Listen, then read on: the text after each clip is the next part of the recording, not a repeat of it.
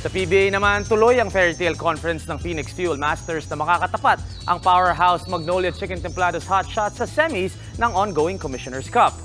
Kahit underdogs papasok ang Fuel Masters sa serye, hindi mo pwede baliwalayin ang kuponan na pinangungunahan ni Jonathan Williams at Jason Perkins.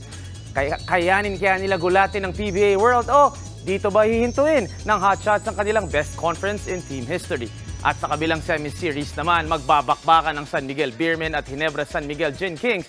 Sa dalawang team, hindi masabi sino ang underdogs dahil alam naman natin ang kakayanan at lakas ng parehong kuponan. Uuwi ang serye sa execution at maganda ang magiging coaching matchup ni Coach Tim Cone at Coach George Gallant.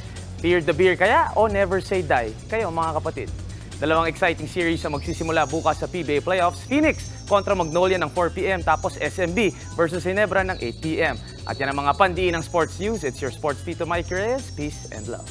What's up mga kapatid? It's your sports Tito Mike Reyes. At huwag magpahuli sa mga umaaksyong bakbakan at harapan sa loob at labas ng bansa. Para sa mga pandiin ng sports news, mag-follow at mag-subscribe sa social media pages ng News 5. Alam nyo na ha? Peace and love.